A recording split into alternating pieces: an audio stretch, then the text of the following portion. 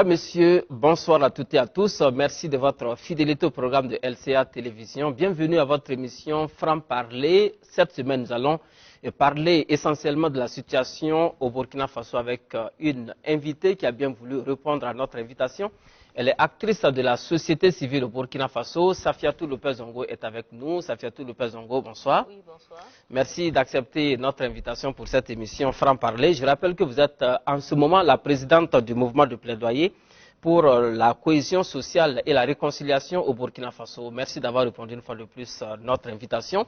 C'est vrai que le grand public connaît Safiatou Lopez-Ongo comme étant une activiste de la société civile. Récemment, vous avez créé le mouvement de plaidoyer pour la cohésion sociale et la réconciliation nationale au Burkina. Déjà, dites-nous comment est-ce que vous est venue l'idée de créer cette association?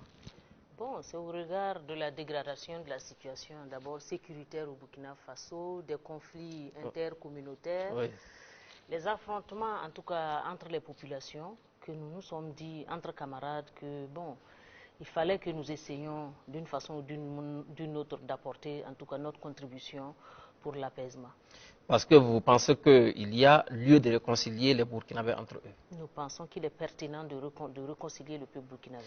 Alors, qu'est-ce qui vous fait dire concrètement qu'il y a matière à réconcilier les Burkinabés? Est-ce que nous sommes en conflit? Mais cette question même est un non-événement. Elle ne devrait même pas être là, puisque vous êtes les journalistes. Vous voyez, c'est vous qui vous couvrez chaque fois les conflits.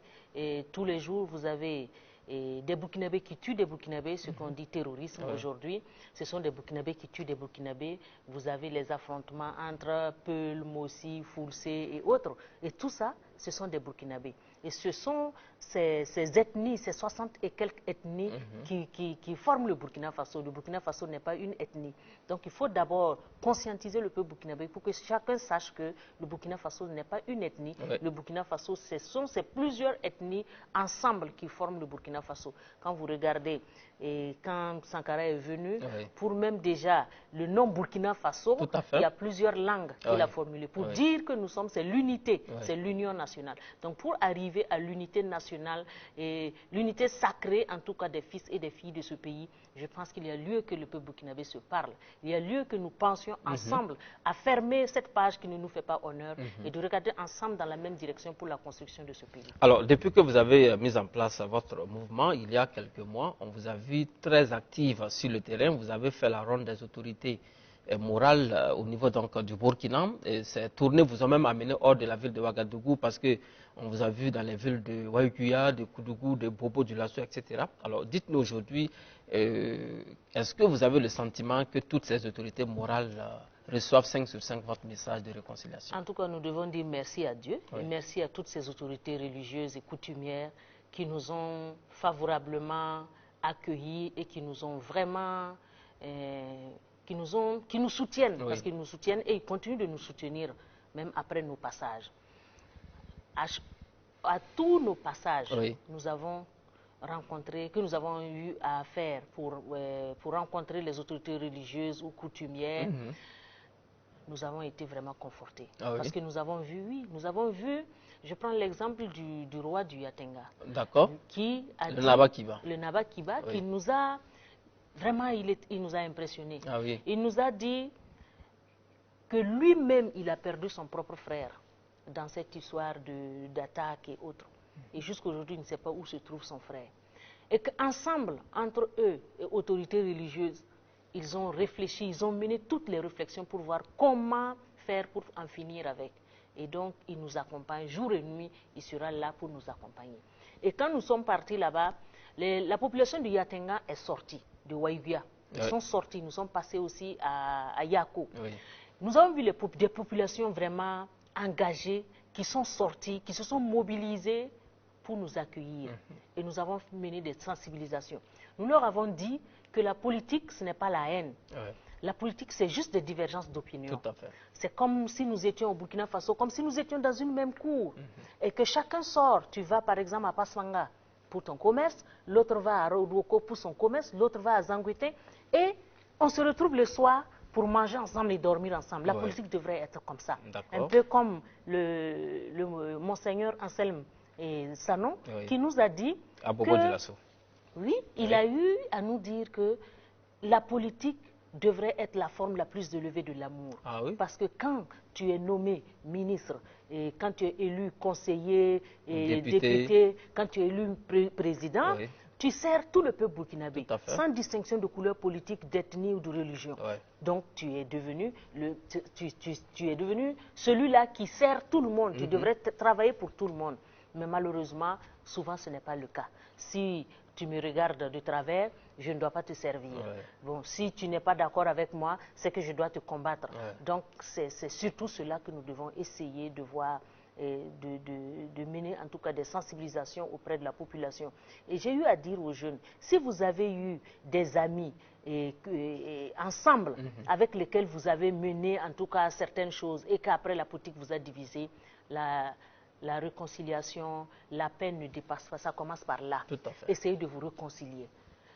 Au Burkina Faso, ce qu'on nous a toujours appris, c'est que c'est le voisin qui était ton premier parent. Oui. C'est-à-dire que si tu avais des difficultés, que ce soit de santé, en tout cas, de quelque nature que ce soit, le voisin voit le secours en premier. C'est le voisin d'abord, avant que ta famille ne vienne. Aujourd'hui, la politique a divisé des parents, des voisins, des amis. Alors aujourd'hui, nous devons essayer de regarder dans la même direction. Nous devons essayer, main dans la main, essayer de sortir de cette situation sordide. Parce que ça ne nous fait pas honneur. Que des Burkinabés tuent des Burkinabés, égorgent des Burkinabés, c'est qu'il y a problème. Alors, nous devons nous asseoir ensemble pour échanger. C'est bien compris. On l'a dit, hein, vous avez fait le tour des autorités morales, vous avez également fait le tour des autorités politiques, puisque on a vu que vous avez été reçu par des acteurs politiques. Alors, quel est le message clé au niveau de ces autorités politiques? Est-ce que vous avez le sentiment que ce message de réconciliation est également reçu 5 sur 5 par ces autorités politiques? Pour vous dire la vérité, oui, que ce soit avec le chef de file de l'opposition, oui, déjà, j'ai été séduite par son fair play, sa façon d'accepter les choses, de vouloir accompagner pour qu'il y ait l'apaisement. Oui. Au MPP, j'ai été agréablement surprise. Le parti au pouvoir. Le parti au pouvoir. Oui. Parce que je ne pensais pas que eux étant au pouvoir, parce qu'on a vu l'arrogance de certains, et allaient vraiment accueillir le mouvement, et surtout les réflexions qu'ils ont eu à avancer, ce qu'ils ont eu à nous dire. Nous avons été vraiment, moi j'ai été séduite. Ah oui. Ça je dois le dire. Parce que je m'attendais surtout au MPP, et qu'on se, vraiment que, à la limite qu'on se serre l'école ou pas, mais non, j'ai été vraiment surprise. La hauteur d'esprit de ceux-là qui nous ont rencontrés, j'ai été séduite. J'ai vu Wallace, et avec lequel on a été sur le terrain, Lassina Ouattara, qui m'a... Je me disais que, bon, on n'allait pas se comprendre, mais on s'est très bien compris. Et je pense qu'eux-mêmes attendent beaucoup de cette réconciliation. Mais dites-nous, qu'est-ce qui fait que vous aviez des appréhensions lorsque vous partiez à la rencontre du MPP? Est-ce que ça fait la différence? Très bien, oui, on sait très bien comment certains, au nom du MPP, sont arrogants, au nom du MPP posent des actes, au nom du MPP se disent qu'ils sont au pouvoir, parce que le MPP est au pouvoir, qui sont proches du MPP, posent des actes qui n'arrangent même pas le parti au pouvoir. Et nous avons essayé, nous avons échangé, vraiment sans tabou, nous avons vraiment échangé, on s'est dit les choses. Parce que j'étais contente de trouver un camarade avec lequel nous avons été sur le terrain. Parce qu'on a été à même de se comprendre. On s'est bien compris. Lui-même a vu, je peux dire que même le vice-président qui était là, on s'est très bien compris, mais j'étais contente de voir quelqu'un avec lequel on a été sur le terrain. Parce que ce que nous avons voulu, c'était un changement. Un changement, que le peuple burkinabé ressente ce changement dans son quotidien. Nous n'avons pas voulu de ça. Nous n'avons pas voulu de cette guerre-là. Nous n'avons pas voulu de ces affrontements-là. Ça ne nous fait pas honneur. Aujourd'hui, nous qui étions sur le terrain, on ne peut pas dire qu'on est content de ce qui se passe aujourd'hui. On aurait aimé que le Burkina Faso devienne beaucoup plus paisible qu'avant, que le peuple burkinabé le ressente dans son assiette, que chacun, dans son, quel que soit son rang social, puisse ressentir ce changement dans son assiette, que le lambda le ressente, dans son quotidien, même au niveau même social. C'est ça. D'accord. Alors, vous avez donc fait le tour des autorités morales, des autorités politiques. À l'étape actuelle où nous sommes, dites-nous quelle est la suite de l'agenda. Est-ce que toutes les autorités ont déjà été rencontrées? Ou bien vous avez déjà rencontré, parce qu'on a vu que vous êtes même allé rencontrer l'exécutif à travers le Premier ministre et tout. Le Premier ministre nous a également, vous avez été surprise. Oui. Oui. Il nous a beaucoup soutenus. Oui. Il ces mots nous ont vraiment confortés. Ah, oui. Il a dit qu'il était prêt parce que lui-même, à travers sa déclaration devant l'Assemblée, a parlé de cette réconciliation. Tout à fait. Ce qui veut dire que depuis même son entrée au gouvernement, c'était vraiment sa priorité.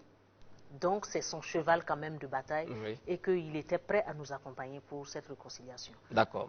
Et la suite c'est quoi? Qui est-ce que vous devez rencontrer ensuite? Ben, s'il le faut, nous irons au-delà de nos frontières. Il y a le chef de l'État que vous n'avez pas encore rencontré, à ce que je sache. Et nous avons déposé une demande d'audience. Vous êtes toujours en attente, hein? Oui, mais nous allons continuer jusqu'à ce que son calendrier se dégage et qu'il veuille bien nous convier pour cette audience.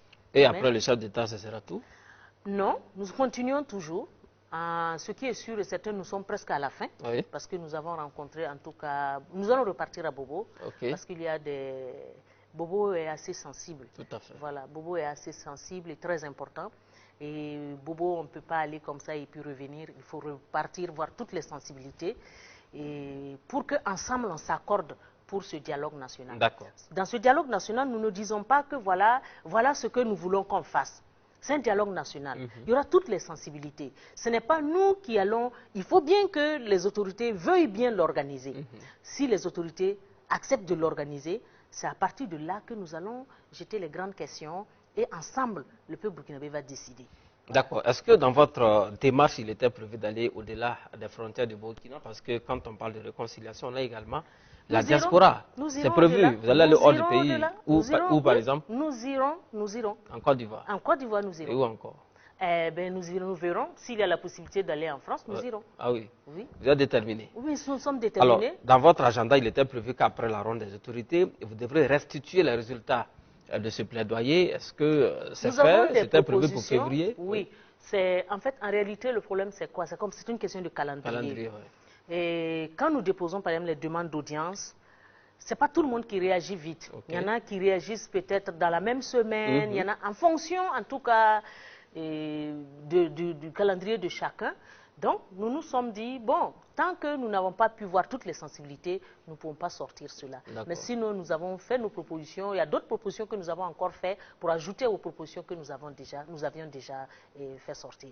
Donc, nous avons fait un travail et nous avons un truc de peut-être 25 à 26 pages comme ça que nous avons déjà fait, mais nous voulons d'abord rencontrer toutes les autorités, toutes les sensibilités avant de pouvoir déposer cela. D'accord. Alors, Safiatou Lopez Zongo, lorsque nous avions parlé de votre mouvement sur les antennes de la radio Waga FM, on a reçu un retour. Il y a des gens qui ont dit, c'est bien de rencontrer les autorités morales, c'est bien de rencontrer les autorités politiques, mais nous aussi, nous sommes là, nous sommes des chômeurs du pays, on a besoin également que vous veniez vers nous. Est-ce que dans votre agenda, il peut avoir cette passerelle à la rencontre du bas peuple, disons-le comme ça? Vous savez, s'il y a une personne qui a commencé à se battre pour les chômeurs, pour les femmes, c'est bien moi, depuis 2017. En tant qu'actrice de la société civile. En tant qu'actrice de la société civile, certains m'ont prêté, en tout cas moi je ne vois pas ce qu'on n'a pas dit. À cause de cela, on a commencé à m'accuser. On a commencé à me dire, nous avons fait nos propositions. Nous avons convié la presse. Nous avons fait des critiques et des propositions, que ce soit quand nous étions en train de parler du terrorisme, il y avait 100 écoles qui étaient fermées. Aujourd'hui, c'est plus de 2000 écoles qui sont fermées. Et nous avions fait des propositions. Mais ils n'ont pas accueilli nos propositions, ils ont pris ça juste... Nous avons même déposé des demandes d'audience au Premier ministère à l'époque. Et je pense qu'ils ne nous ont jamais reçus par rapport à cela. C'est en quelle année? C'est en 2017. Et si vous vous rappelez, c'est depuis ce temps, ils ont mis... Sous l'ancien Premier ministre, Paul Kabatiba. Sous Paul Kabatiba, qui avait au début voulu qu'on se mette ensemble, qu'on essaie de voir qu'est-ce qu'il fallait d'abord faire pour aider le peuple. Je lui ai dit, c'est vrai que lui, il n'était pas là. Quand le président a fait... Voilà, il n'était même pas là, il ne sait même pas ce que nous avons fait. Mais je me dis, peut-être même à travers la télé, il a pu nous suivre. Et j'avais dit à ce Premier ministre, je n'ai rien de personnel avec quelqu'un. Je dis ce que je pense, peut-être que je le dis mal, mais c'est ma façon d'être. Ceux qui me comprennent, ceux qui ne me comprennent pas le prennent mal, mais c'est comme ça, donc j'affronte, j'essaye d'assumer en tout cas ma personnalité, ce que je suis. Ça peut être bien, ça peut ne pas être bien, mais c'est ma personnalité. Et j'avais dit au Premier ministre, voilà, il y avait déjà des propositions pour pour les chômeurs, pour les femmes, il y avait la banque des femmes. Finalement, quand nous nous sommes entretenus, il m'avait donné rendez-vous pour le lendemain déjà, pour me sortir un document sur lequel on devait travailler pour qu'il y ait la banque des femmes, pour qu'il y ait déjà, comment on appelle ça, une solution, en tout cas une proposition de solution pour les sans-emploi. À ma grande surprise, c'est son protocole qui m'appelle pour dire que ça n'allait pas avoir lieu. Je crois qu'il m'a envoyé un message. C'est un message qu'il m'a envoyé pour dire que ça n'aurait pas lieu. Et ça a été utilisé autrement. Ça a été utilisé pour des partisans, c'est-à-dire pour des personnes qui sont proches du pouvoir. Alors que c'est comme je l'ai dit, le Burkina Faso, là, c'est au-delà des partis politiques. Tout à fait. C'est-à-dire que quand on est au pouvoir aujourd'hui, il faut déjà regarder au-delà des partis politiques. Il faut sortir de ce clan partisan. Parce que ce n'est même pas évident qu'à l'intérieur, certaines personnes qu'on a approchées puissent nous aider. Peut-être qu'il y a des personnes hier qui n'étaient pas avec vous, aujourd'hui qui peuvent vous apporter des solutions. Si vous avez vu, certaines personnes sont devenues radicales parce que tout simplement, ils ont essayé de donner leur opinion sur les réseaux sociaux et on a mis des gens contre eux. Sur cette question des activistes, on a échangé. J'ai tenu à en parler quand nous sommes arrivés au MPP. J'ai dit, il faudrait essayer de revoir cela. Certaines personnes n'étaient pas forcément contre vous. Tout à fait. Ils étaient juste en train d'apporter leur contribution à travers des opinions, leur point de vue. Mais d'autres qui ne comprennent pas se sont rieux sur eux, sur les réseaux sociaux, les traités de tous les noms. Du coup, ces gens sont devenus des radicaux, des opposants, ils ne veulent même plus rien arranger. Et donc, je pense que ça ne vous arrange pas. Quand Dieu vous élève, ce qui peut vous élever plus, c'est l'humilité. Voilà, ce n'est pas l'arrogance. Parce que si Dieu vous élève et que vous êtes arrogant, ça veut dire que vous voulez dire à Dieu que c'est vous qui contrôlez tout. Mais nous nous sommes compris sur ce plan. Eux-mêmes ont vu la pertinence de revoir au niveau des activistes. Je sais que si je regarde, c'est vrai que je ne suis pas trop sur Facebook où il y a tout le monde. Je suis sur la page qui est Page Manager, qui ne me permet pas de voir les publications d'autres personnes. Mais parfois, quand je regarde, on envoie par exemple dans les groupes et tout ça sur WhatsApp, je pense que les premiers activistes ont compris, ont commencé à comprendre qu'il ne sert à rien d'insulter tout le monde, d'empêcher les gens de donner leur point de vue. Parce que le Burkina Faso est un et indivisible. Et ça ne sert à rien de chercher à créer l'énimité. En fait, ça ne nous arrange pas. Et ça n'arrange même pas le pouvoir. Aujourd'hui, nous avons toutes sortes de problèmes. Où allons-nous rentrer? Évidemment. Alors, on va parler en tout cas de ces problèmes-là que nous avons, la question sécuritaire, la fronde sociale et tout. Mais en attendant, aujourd'hui, tous les Burkinabés le savent déjà. Vous avez été une insurgée. En 2014, on vous a vu sur le terrain. Est-ce qu'aujourd'hui, 5 ans après, vous regrettez d'avoir été insurgé? Non, je ne regrette pas d'avoir été insurgé. Je regrette que l'insurrection n'ait pas pu, la transition n'ait pas pu poser, en tout cas, les bases qui devraient servir de socle pour que nous puissions sortir de là. Est-ce que la transition aurait pu faire autrement en La transition aurait pu juger quand même, commencer le jugement du putsch, par exemple. Oui, c'est parce qu'en réalité, on n'a pas pensé à gérer, mais il faut reconnaître que les acteurs qui étaient là aussi, ce sont des acteurs qui sont venus comme ça. Bon, ils ne sont pas des politiciens, ils n'ont rien préparé avant de venir. Tout le monde y était représenté au niveau donc, du CNT, au niveau du gouvernement également. Sous la transition, c'était quand même un pouvoir composite. En réalité, c'est beaucoup plus complexe que ce que... oui, même vous aviez des représentants au CNT, on le sait. Oui, j'avais un représentant au CNT en tant qu'organisation. Civile. Oui, parce qu'on a voulu que chaque organisation ait un représentant. Tout à fait. Donc, j'avais un représentant au niveau du CNT. Bon, mais vous savez, les gens arrivent, ils regardent les intérêts sur place là-bas et ils dévient. Oui, ils vont aller même poser des actes sans venir vous dire. Oui, donc du coup, vous avez vu, vous-même, vous avez vu des jeunes avec lesquels, des jeunes en tout cas que j'ai lutté pour imposer. Et finalement, ce sont ces jeunes-là qui étaient devenus mes ennemis. Ils vous donnent d'où après? En fait, ils me mettent le couteau au dos. Puisque je n'ai jamais fait de bagarre avec quelqu'un. Oui, mais ils me mettent le couteau au dos. Mais voilà. Comment est-ce que vous expliquez ça? Des jeunes qui étaient avec vous après, ils sont aux affaires, ils vous tournent dos, ils vous mettent le couteau au dos, comme vous le dites. Comment est-ce qu'on peut expliquer cela? Les gens aiment la courte échelle. Parce que, et aujourd'hui, la reconnaissance, l'ingratitude, là, beaucoup de gens, c'est devenu monnaie courante pour beaucoup de personnes. Parce que moi, l'éducation que j'ai reçue ne me permet pas d'être ingrate vis-à-vis de quelqu'un qui m'a fait du bien. Notre maman nous disait que si quelqu'un te fait du bien et après te fait du mal, pense au bien qu'il t'a fait. Parce que l'homme est imparfait. C'est le côté imparfait qui t'a fait du mal. Peut-être même que la personne n'a pas voulu t'offenser. Tout à fait. Mais aujourd'hui, c'est autre chose. Certaines personnes se sont dit non, si on lui crée des problèmes, parce qu'on n'est pas des camarades. Donc, juste quand on avait, c'était juste des positions, en tout cas au niveau de la société civile. Mais le fait que ces jeunes sortaient officiellement avec moi, certaines personnes ont cru que, bon, tout ce qu'ils disaient pouvait être vrai. Oui, mais en réalité, certains, en tout cas, un des gars qui était très proche de moi, a eu à dire à ses camarades qu'il fallait tout faire pour m'éloigner du président, pour directement traiter avec le président directement. Peut-être qu'ils pensaient qu'il y avait autre chose. Mais partout où ils sont partis, ils ont créé des problèmes.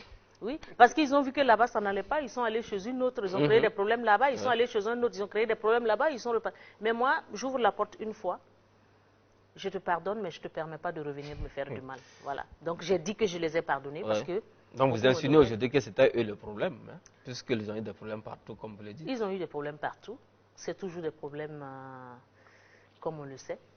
Donc c'est comme ça, c'est dommage. Mais moi j'espère en tout cas que ce serait une leçon pour eux. D'accord. Alors on va aborder dans cet entretien un autre chapitre, hein, toujours en lien avec la réconciliation nationale au Burkina. Il y a beaucoup de gens qui estiment que la réconciliation passe par le retour des exilés politiques, en commençant par l'ancien président Blaise Compaoré. Quel est votre avis là-dessus?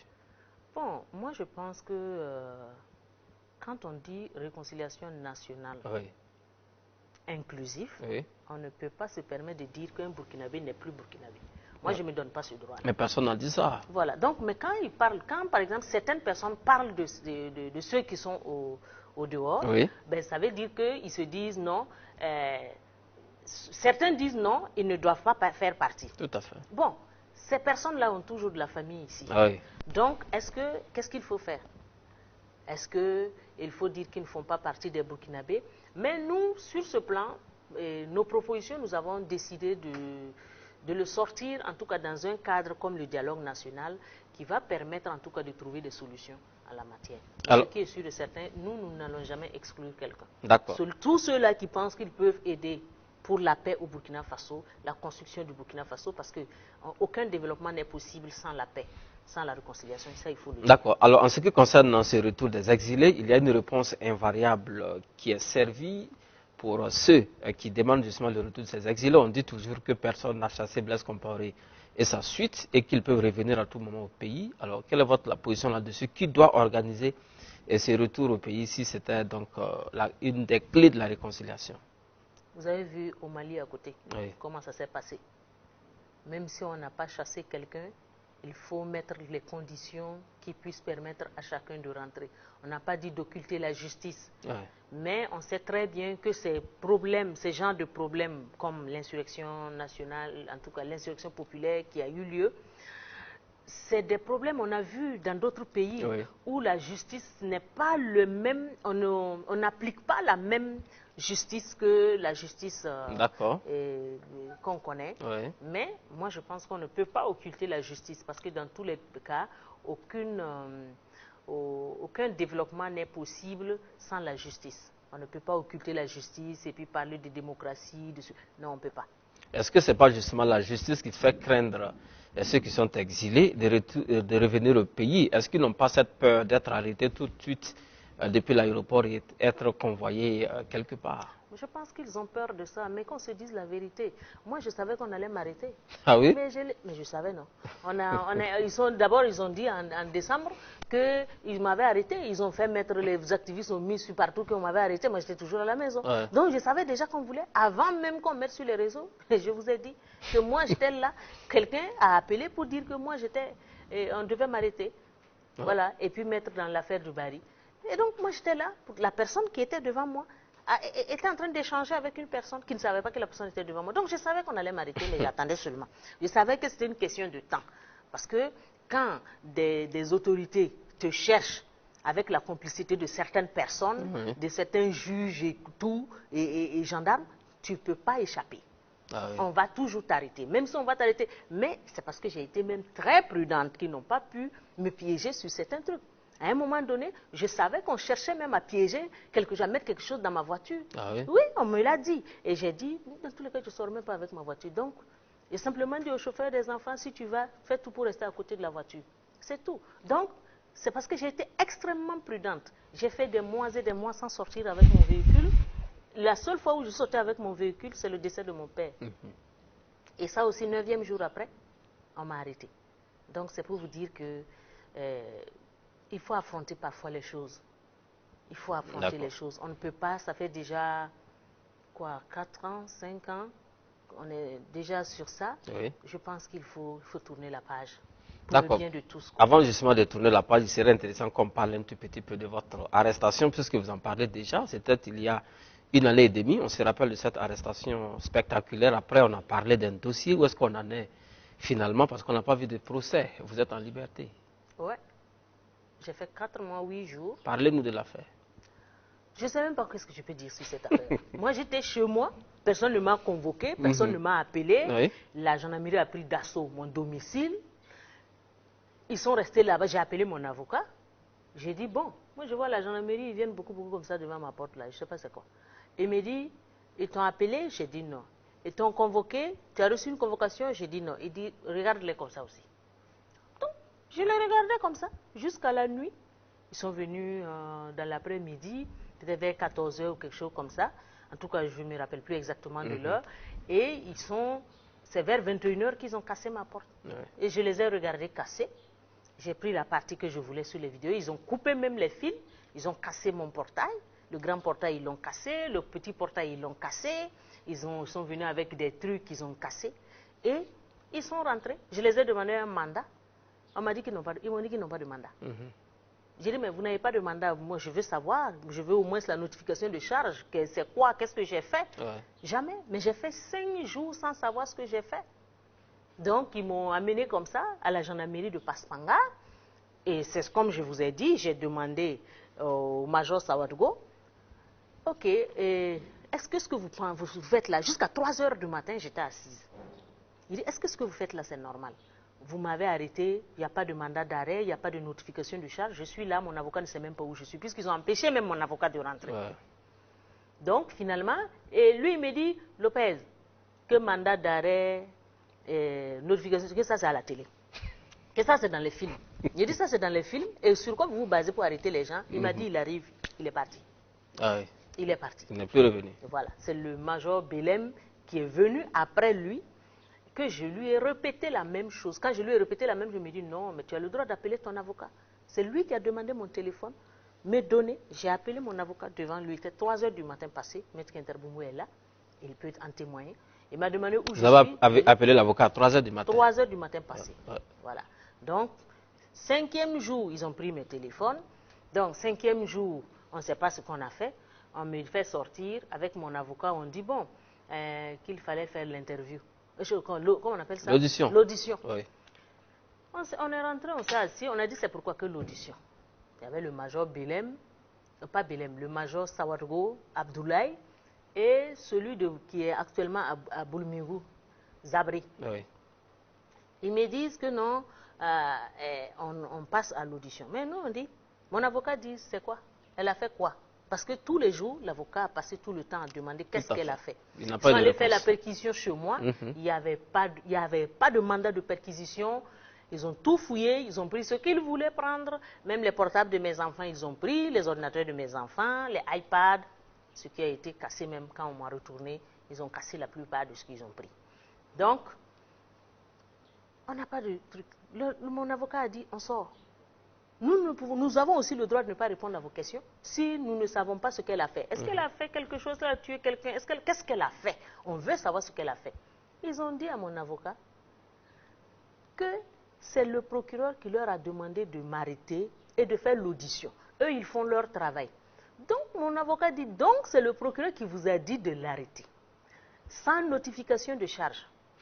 Garde à vue, sans notification de garde à vue, sans mandat d'arrêt. Et on ne sait pas, et vous devez faire une audition. Donc, on s'est levé. On est sorti devant la porte là du bureau. Oui. Ils ont fait des appels, après ils nous ont appelés.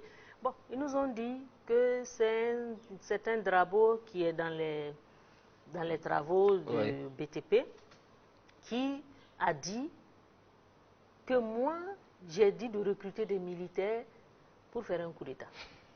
Et puis, faire sortir les guingueries. Oui. Moi, j'ai dit, ok, il faut sortir Drapeau. Il est ici, non? Il faut le sortir, on va faire une confrontation. Moi, je ne savais pas qu'il était militaire. Moi, je le connais comme un gars qui fait les travaux. C'est-à-dire que c'est quelqu'un qui a son entreprise, qui vient parfois prendre les travaux chez nous. C'est-à-dire, il demande, par exemple, à être sous-traitant. Tout à fait. Moi, j'ai dit, mais il faut le sortir. Ils n'ont jamais sorti de Drapeau. Ils m'ont posé les questions, je leur ai répondu, mais j'ai dit par rapport à ça, sortez Drapeau. Parce que moi, je sais ce qu'il fait, et il n'est pas militaire. Quelqu'un qui n'est pas militaire ne peut pas aller recruter un militaire pour faire un coup d'État. Moi, je ne savais pas que c'était aussi facile de recruter des gens pour faire un coup d'État. Ah, on est rentré, 6e jour, ils nous ont sortis, ils m'ont fait sortir, et ils ont dit, ils ont changé les PV là, ils ont mis tribunal militaire. La nuit, vers 22h, on était au tribunal militaire. On est resté là-bas jusqu'à ce que le juge arrive. On m'a déféré à la Mako à 3h du matin. À la Mako? À la Mako à 3h du matin. Et c'est là-bas que le juge m'apprend qu'en réalité, ce n'est pas Drapeau qui a dit, mais d'autres personnes, Sansan Kambou, et puis Sansan Parfait ou quelque chose comme ça, Kambou, et puis un autre Ramdé Hamidou, des trucs comme ça. Moi, je ne connais pas. Ce sont des gendarmes? En tout cas, des gens qui sont à la Maka là-bas. Moi, je ne connaissais même pas la Maka. Je n'avais jamais mis pied à la Maka. Donc, moi, je lui dis, mais on m'a dit que c'est Drapeau. Il dit que non. Ils m'ont dit que c'est... Il dit oui. Que donc, ils ne m'ont jamais parlé de ces gens. J'ai dit, la gendarmerie ne m'a jamais parlé de ces gens. Donc, il me dit, en tout cas, ce sont ces gens qui ont dit que Drapeau a dit que vous avez dit. J'ai dit, ok. J'ai vu Drapeau là-bas, avant qu'on nous diffère. J'ai demandé à Drapeau, qu'est-ce qui se passe, Drapeau? C'est quoi ça? Drapeau dit que lui aussi, c'est pas. Ah oui? Que lui, c'est les deux là qui l'ont pourchassé, qui l'ont appelé. Il est arrivé, lui, il a vu un avec Kalash à la station, vers Gunguen ou bien c'est vers où là. Donc lui, il les a appelés. Lui, il a dit que moi, je ne viens pas. Vous êtes avec Kalash. Moi, je ne vous ai jamais vu avec Kalash. Donc, ils l'ont pourchassé. Il est tombé, ses explications devant le juge et devant mes avocats. Et ils lui ont pris ses téléphones, on l'a fait mettre à genoux. Ils lui ont pris ses téléphones, on lui a demandé de mettre les codes. Il a mis les codes et ils lui ont dit de m'appeler. Non, il dit que c'est les gars qui m'ont appelé. Et qu'ils lui ont dit de me demander de l'argent. Ah oui? Oui. Et lui, il a dit, grande sœur, je suis prise en otage. Mais moi, je n'ai même pas entendu prise en otage. Moi, j'ai entendu grande sœur, après ça s'est coupé. Et comme il devait m'envoyer une facture de fourrage, moi, j'ai dit, bon, il n'y a jamais quelque chose d'urgent entre lui et moi. Donc, j'ai déposé mon téléphone jusqu'à l'arrivée. C'est le même jour que la gendarmerie est arrivée. Donc, je suis arrivée à la Mako à 3h du matin, le 6e jour. Il n'y a pas de mandat de dépôt. Jusque-là. Mandat de dépôt à la Mako, il n'y en avait pas. Les GSP disent qu'ils ne vont pas me prendre. Donc, ils ont commencé à appeler à gauche, à droite. Il faut trouver le mandat de dépôt. Il n'y avait pas de mandat. Donc, il faut dire qu'ils ont négocié me faire rentrer à la Mako. Maintenant, je suis restée là-bas jusqu'à ce qu'il y ait confrontation le 27 décembre entre Drapeau et moi. La même explication que je vous ai donnée, c'est cette explication que Drabo a donnée devant le juge. J'ai demandé au juge si je pouvais voir les gars qui ont dit que Drabo a dit que j'ai dit. Puisque Drabo dit que moi je ne l'ai jamais dit, et lui, il ne leur a jamais dit ça. Le juge me dit de ne pas parler d'eux. Parce que si eux aussi ils viennent, qu'ils vont dire autre chose. Je dis, mais moi je ne peux pas comprendre que quelqu'un pourchasse un citoyen dans ce pays-là, dans la journée avec Kalash, le faire tomber, le mettre à genoux, et puis ils ne sont pas là. Moi je ne les vois pas. Et puis moi j'ai fait 4 mois en prison. Finalement 4 mois. 4 mois, oui, j'ai fait 4 mois, 8 jours. À la Mako ou à la Maka? À la Mako. Ils ont toujours refusé de me mettre à la Maka. Okay. Ils ont toujours trouvé des excuses qui ne tenaient même pas pour ne pas me mettre à la Maka. D'après vous, c'est quoi la raison? Ben, peut-être qu'ils se disaient qu'en me mettant à la Mako, c'était l'humiliation, puisqu'on sait ce qui se passe à la Mako. Donc peut-être que c'est pour ça. Parce qu'on sait très bien que Fatou Diawara est restée là-bas, la policière connaît ou quoi est restée là-bas, il y a une autre aussi qui est restée là-bas, donc il y a un quartier de femmes à la Maka. Si on refuse de moi m'amener à la Maka après les écrits de mes avocats, c'est qu'il y a problème, alors que mon problème est lié à la Maka. Parce que c'était le tribunal militaire à un moment donné. Parce que Drabo était à la Maka, mais moi j'étais à la Mako. Et malgré que même le directeur de la Mako a plusieurs fois appelé le procureur qui était à l'époque, pour lui dire qu'ils n'avaient même pas de place. Parce que si j'ai un problème, ils ne peuvent rien faire d'ailleurs. Et avec les problèmes des excusieuses, il n'y avait même pas de place. Il a tout fait, il a appelé même devant moi, le procureur, pour dire, vous avez de la place là-bas, venez prendre Mme Lopez, vous l'amenez là-bas. Parce que nous, on a des problèmes de place. On n'a même pas de place. Et c'est là que j'ai commencé à avoir des problèmes de dos. Parce qu'effectivement, c'était une place et les matelas, c'était un peu plat. On ne permet pas que les matelas normaux là rentrent là-bas. Parce qu'ils vont dire que, moi je pense que tout ça c'est pour humilier les gens, c'est tout. Parce qu'il n'y a pas de raison, et même si c'est une place, on peut avoir un matelas normal, mais on ne permet pas que les gens rentrent là-bas avec des matelas qui sont, on dit non, tu dois être en bas. Donc c'est comme si tu dormais à même le sol. Donc c'est comme ça, jusqu'aujourd'hui, on a dit que la liberté provisoire c'était le 31, je crois. Et puis le juge ils n'ont pas signé. Et mes avocats sont allés s'asseoir là-bas et il n'a pas signé. C'est le 2 qui l'a signé. Et donc moi je suis restée à l'hôpital quelques jours encore parce que les médecins avaient dit que je ne pouvais pas quitter. Tout à fait. Voilà. Donc quand je suis sortie, on a fait la demande plusieurs fois pour que je puisse aller pour mon dos parce qu'on a fait l'IRM et on a dit qu'il y avait une hernie discale et cervicale. Et le cervical est en haut, plus haut. Et donc, il fallait faire une intervention au niveau du haut. Donc, du coup, même si vous venez chez moi, vous voyez toujours que j'ai un coussin sur le fauteuil et je porte la ceinture.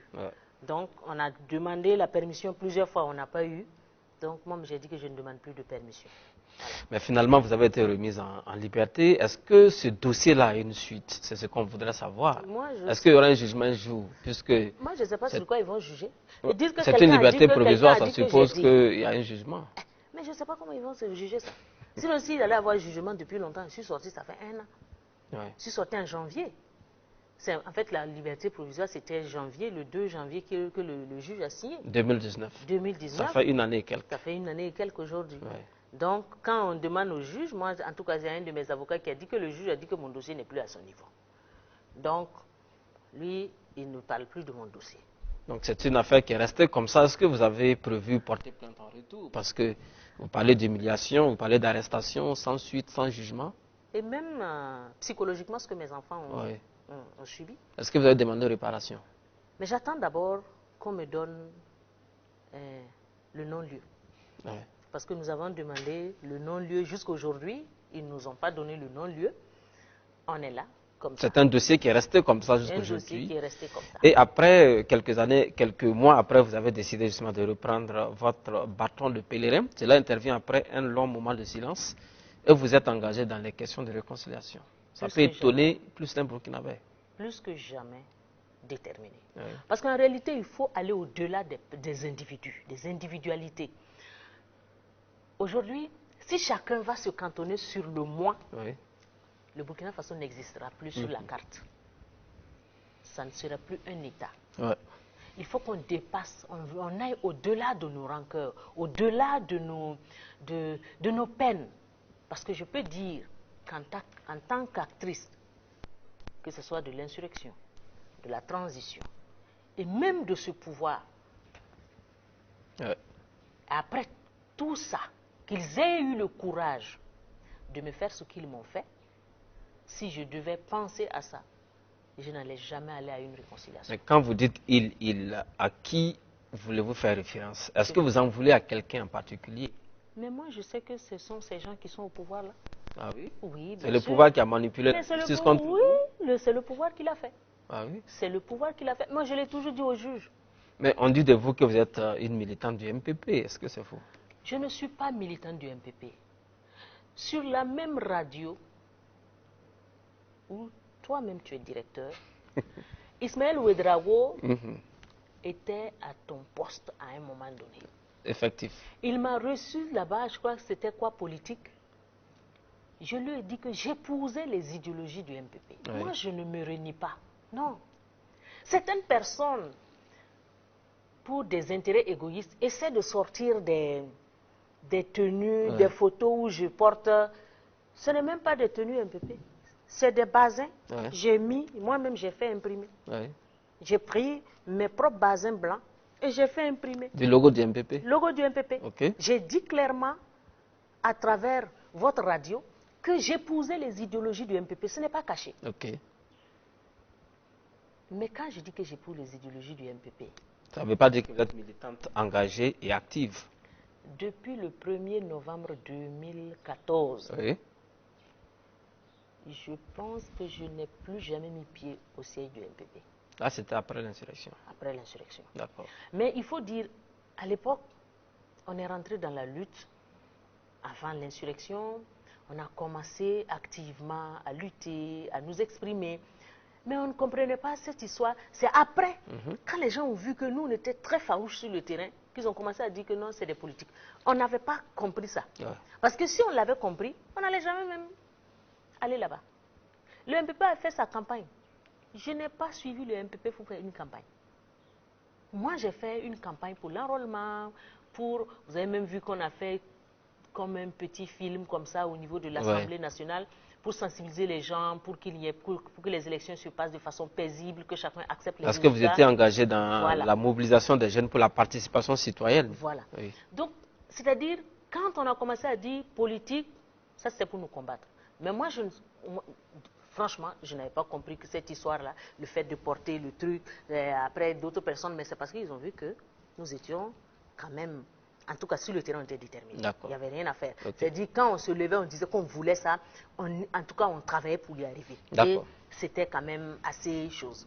Alors, on va donc poursuivre l'entretien avec vous, Safiatou Lopez-Ongo. On sait que vous aviez mené un certain nombre d'actions en faveur des forces de défense et de sécurité. On se souvient, pendant le putsch manqué, vous avez mobilisé des jeunes, vous avez apporté à manger aux soldats qui étaient venus justement pour libérer la nation.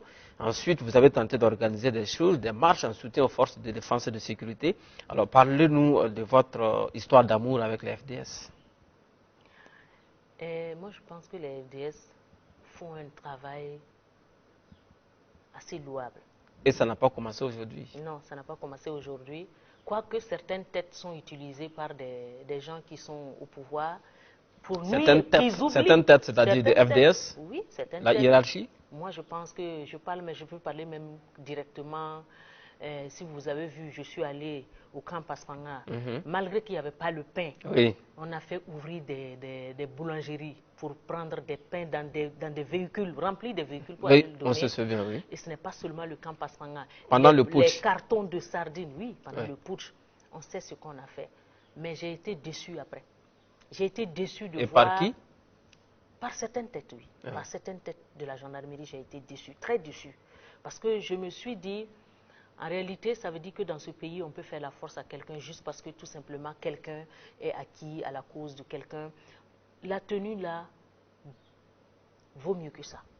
Voilà, la tenue là vaut mieux que ça. Je sais que beaucoup, surtout au niveau des jeunes, beaucoup en tout cas, nous soutiennent. Même quand tu les croises sur la route, même quand... Vraiment, c'est réconfortant, quoi. Que ce soit la police, la gendarmerie, les militaires. Je peux dire même que les militaires, ça va. Mais au niveau de la gendarmerie, j'ai été déçu. J'ai été vraiment déçu. Et ça n'a pas commencé par mon arrestation. J'ai été déçu parce que c'est la gendarmerie qui a toujours voulu arrêter nos gars. C'est la gendarmerie qui a toujours... J'ai vu ce qu'ils ont voulu faire à Hervé Ouattara. J'ai vu ce qu'ils... Est-ce que la gendarmerie ne travaille pas sous ordre de quelqu'un? Parce qu'on peut imaginer qu'ils ont été envoyés, c'est pas eux. Non, il n'y avait aucune preuve. Oui. J'ai vu comment on a envoyé Tankwano et Tankwano... Mathias Tankwano. Non, pas Mathias. Oui, Tankwano. Marcel Tankwano. C'est pas facile. C'est décevant. Mais ça allait mieux parce que tout simplement, c'était des acteurs. La hiérarchie là-bas savait ce que nous avions fait. Donc, quand tu partais le voir et puis tu les expliquais, tu essaies de leur rappeler ce que nous avons fait pour ce pays-là, les risques que nous avons pris avec eux. Ils laissaient aller.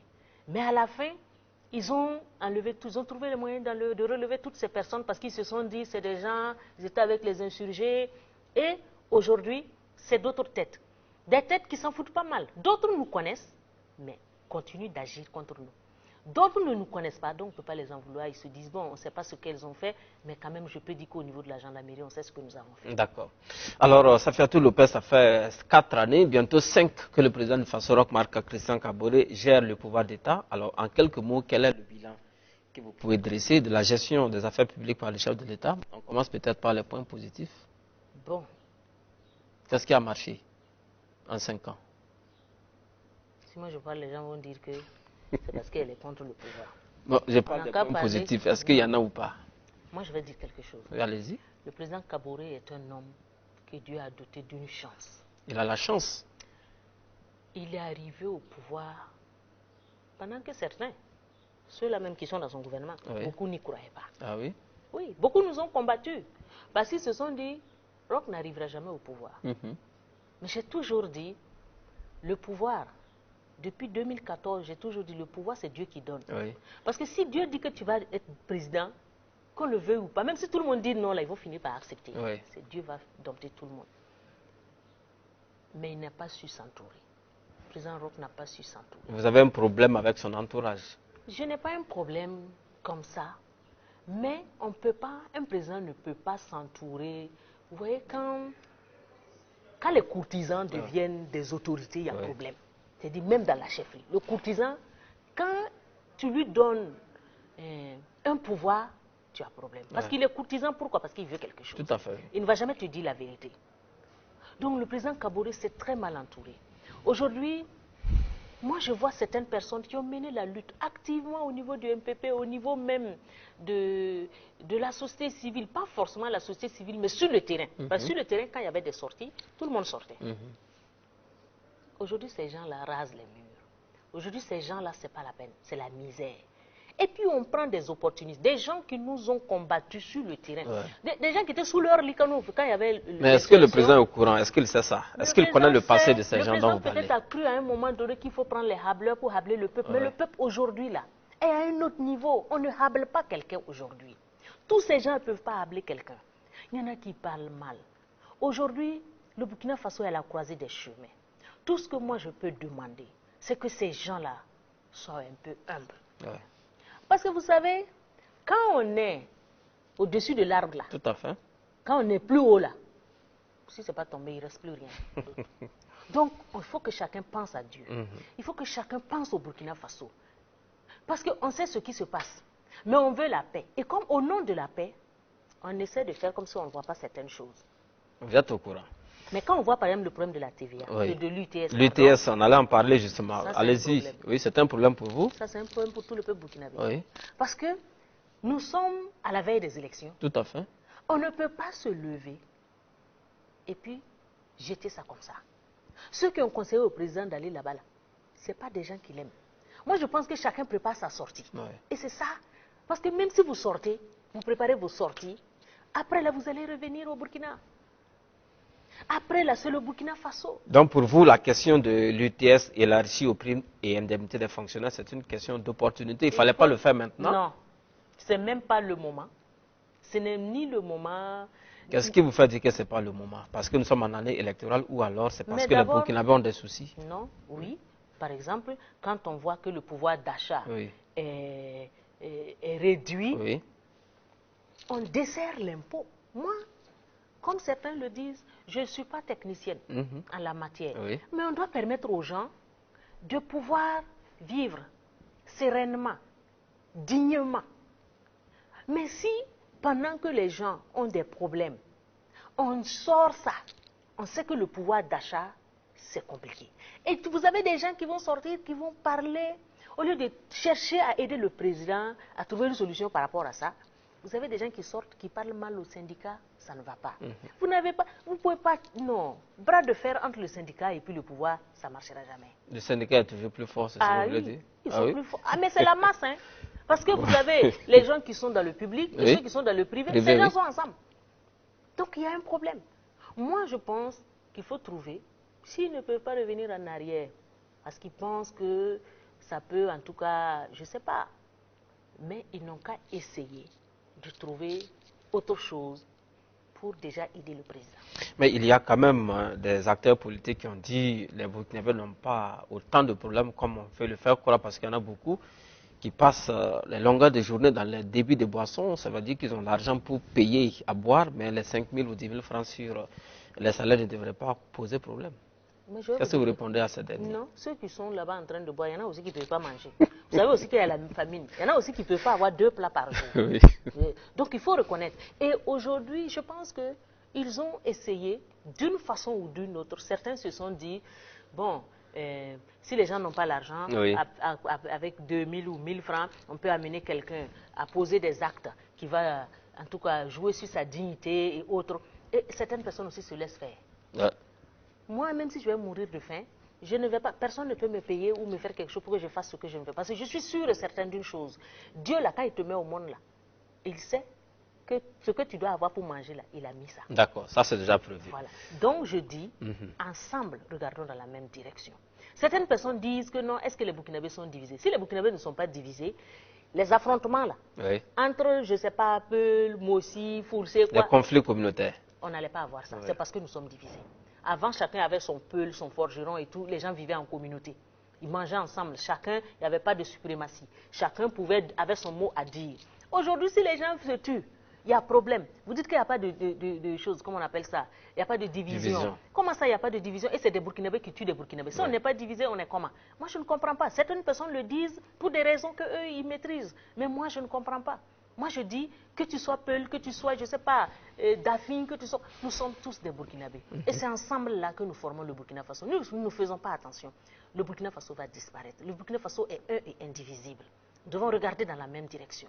Je ne suis pas contre quelqu'un, mais ce que je pense, je le dis. Certaines personnes ne le comprennent pas, mais je dis ce que je pense. Je ne vais pas venir ici, commencer à tourner pour dire parce que c'est comme ça ou c'est cela. Moi, je dis ce que je pense. Si je ne peux pas dire ce que je pense, je me tais. D'accord. Voilà pourquoi parfois, je préfère ne pas sortir. D'accord. Alors, nous sommes déjà pris par le temps, mais on va poursuivre cette émission avec une autre question à présent. Vous êtes actrice de la société civile, c'est connu.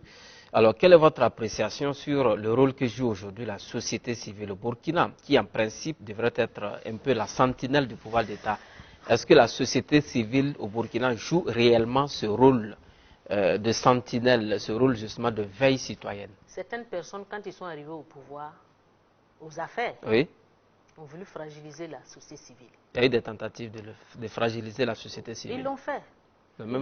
Ils ont fait des trafics, bon, ils ont même le trafic d'influence, ils ont fait des intimidations à travers la gendarmerie, on t'appelle. La gendarmerie, la justice, n'importe quoi.